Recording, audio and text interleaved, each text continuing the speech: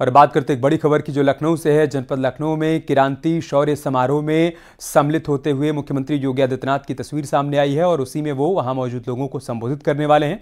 क्या कह रहे हैं सीएम, सुनते हैं। भारतीय सेना के सभी अधिकारीगण, पूर्व अधिकारीगण,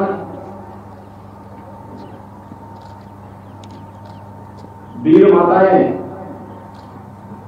और परिवार के अन्य सम्मानित सदस्यगण, उपस्थित बहनों और भाइयों, 11 गोरखा राइफल रेजिमेंटल सेंटर द्वारा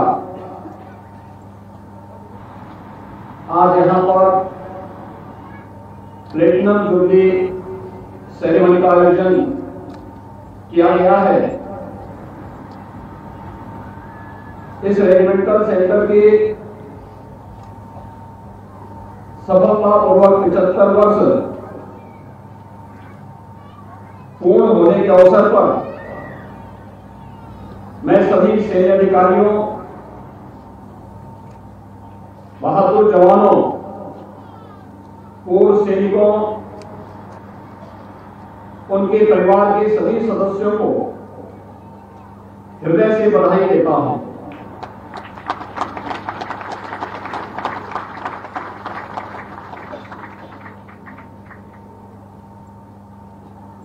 गोरखा रेजिमेंटल सेंटर की तरफ से 75 वर्षों की शानदार सेवा और भी मायने इसलिए रखती है क्योंकि भारत की आजादी के बाद गठित होने वाली पहली रेजिमेंट के रूप में गोरखा राइफल को यह गौरव प्राप्त है। 75 वर्ष की शानदार सेवा के लिए मैं इस रेजिमेंट से जुड़े हुए सभी अधिकारियों को, पूर्व सैन्य अधिकारियों को हृदय से अभिनंदन करते हुए बधाई देता हूं। भारत की सेना के शौर्य और पराक्रम में कोई भी भारतीय कभी संदेह नहीं करता। मुझे स्वयं 5 जनवरी को लखनऊ में नो ईयर आर्मी फेस्टिवल के उद्घाटन कार्यक्रम में भाग लेने का अवसर प्राप्त हुआ था। 14 जनवरी को भारतीय सेना के वीरता पदक विजेताओं के स्वागत समारोह में भी मुझे सम्मिलित होने का अवसर प्राप्त हुआ था और मैं इस बात को विश्वास के साथ कह सकता हूं कि भारतीय सेना 140 करोड़ भारतवासियों के गौरव का प्रतीक है। देशवासी इसके शौर्य और पराक्रम को न केवल जानते हैं बल्कि उसके टूट विश्वास भी रखते हैं। भारतीय सेना का स्वर्णिम इतिहास रहा है। हमारे सैनिकों ने युद्ध काल और शांति काल में देश की रक्षा और सेवा का एक आदर्श उदाहरण प्रस्तुत किया है। अपने जीवन की परवाह किए बिना सेना के बहादुर जवानों ने कठिन से कठिन परिस्थितियों में दुर्गम स्थानों पर रहकर देश की एकता, अखंडता और संप्रभुता की सदैव रक्षा की है। उत्तर प्रदेश वीर भूमि है। धरती महान क्रांतिकारी मंगल पांडे, झांसी की रानी वीरांगना लक्ष्मीबाई, शहीद चंद्रशेखर आजाद, पंडित राम प्रसाद बिस्मिल, ठाकुर रोशन सिंह, असफाउल्लाह का वीर हमीद की भूमि है। देश की सुरक्षा के लिए हर लड़ाई में हमारे जवानों ने महत्वपूर्ण योगदान दिया है। अनेक वीरों ने अपने शौर्य पराक्रम से देश की सुरक्षा करते हुए प्रदेश का गौरव बढ़ाया है। अनुशासन, देशभक्ति और युद्ध कौशल गोरखा रेजिमेंट की पहचान है। गोरखाओं की शौर्य गाथा का उल्लेख सिर्फ भारत ही नहीं बल्कि विश्व के अनेक सेनाओं ने किया है।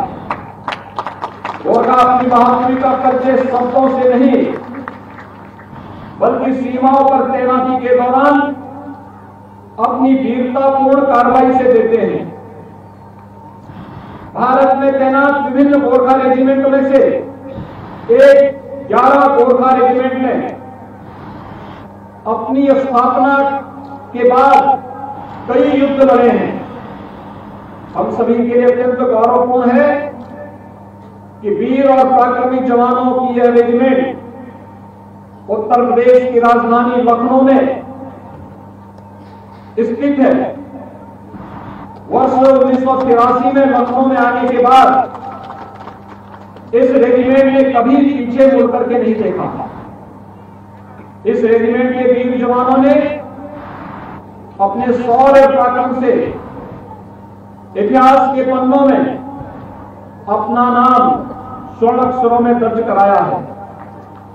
अपने अपेक्षाकृत छोटे कार्यकाल में इस रेजिमेंट ने देश को कैप्टन मनोज कुमार पांडे, सूबेदार मेजर गंजू लामा जैसे अनेक शूरवीर दिए हैं।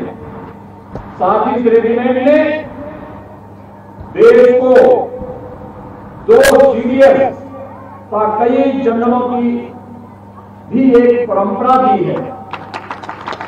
देश की सुरक्षा के लिए लड़े गए युद्ध में गोरखा रेजिमेंट के वीर सैनिकों का महत्वपूर्ण योगदान रहा है। देश का सर्वोच्च वीरतापूर्ण सम्मान परमवीर चक्र 11 गोरखा रेजिमेंट के शहीद कैप्टन मनोज कुमार पांडे को प्रदान किया गया था।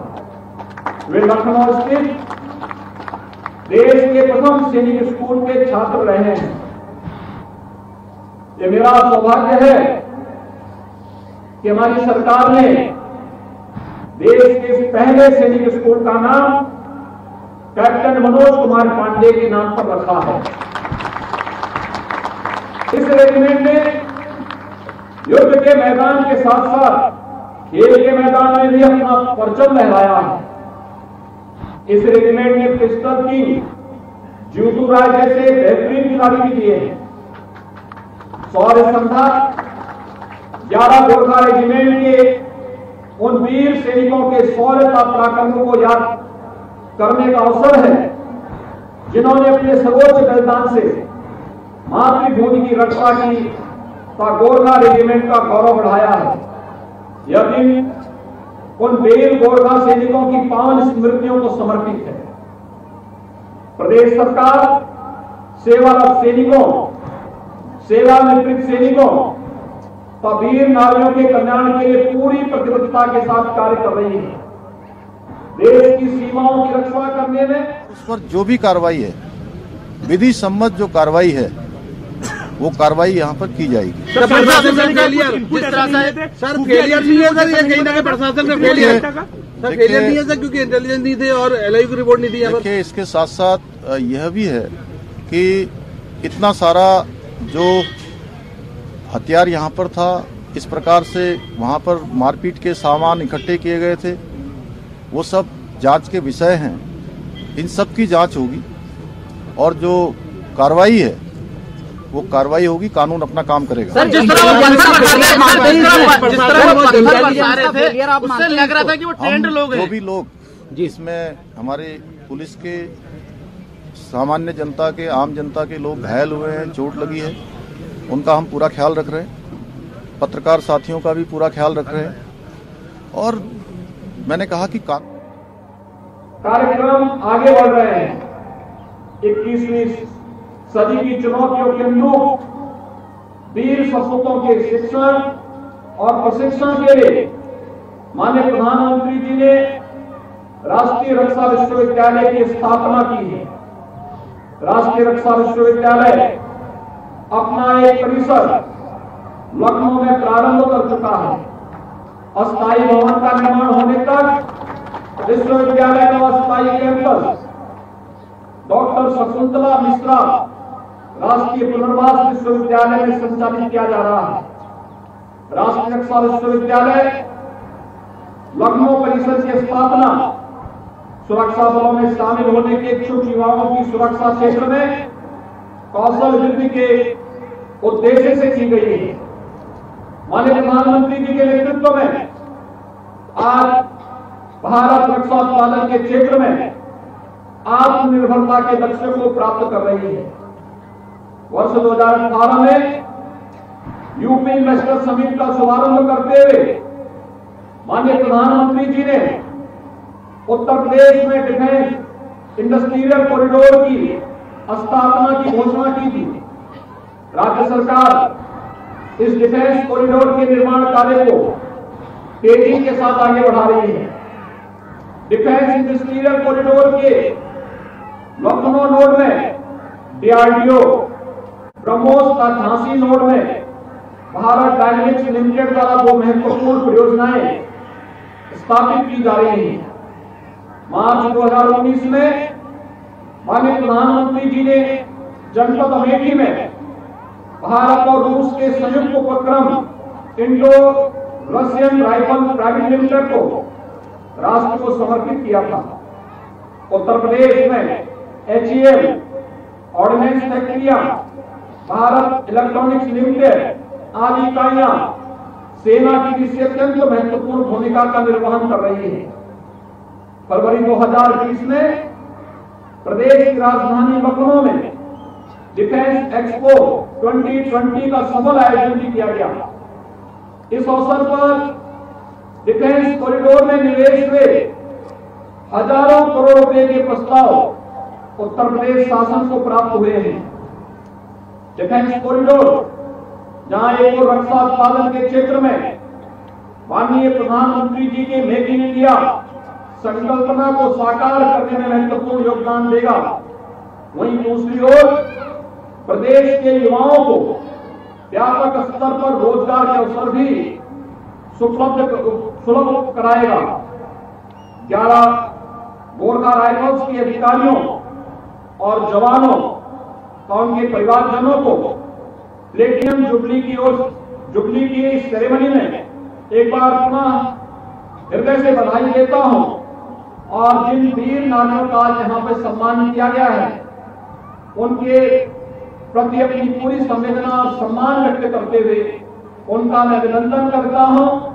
उन्हें इस बात के लिए आश्वस्त करता हूं कि प्रदेश सरकार अपने वीर सैनिकों के प्रति और वीर नारियों के प्रति सदैव उनके साथ खड़ी रहेगी। मैं एक बार फिर से 11 गोरखा राइफल के हीरक जयंती समारोह के अवसर पर पूरी रेजिमेंट को अपनी हृदय से बधाई और मंगलमय शुभकामनाएं देते हुए अपनी वाणी को विराम देता हूं। जय हिंद, जय गोरख। इसी के साथ आज के भव्य क्रांति शौर्य संध्या का समापन होता है। इस अवसर पर लेफ्टिनेंट कुमार सिंह GOC सदर कमांड रेजिमेंट 11 गोरखा राइफल्स एवं Sikkim scout president Gorkha brigade की ओर से आपके बहुमूल्य समय एवं प्रतिबद्धता के लिए आप सभी का धन्यवाद देता हूँ। साथ ही आज के इस कार्यक्रम में शामिल प्रतिभागियों एवं विभिन्न एजेंसी द्वारा पूर्ण योगदान देकर जिन्होंने इस कार्यक्रम को सफल बनाया। और अंत में माननीय मुख्यमंत्री महोदय का हार्दिक आभार प्रकट करता हूँ, जिन्होंने अपने व्यस्त कार्यक्रम से बहुमूल्य समय निकालकर क्रांति शौर्य संध्या में उपस्थित होकर इस समारोह की शोभा बढ़ाई। पूरा कमेटी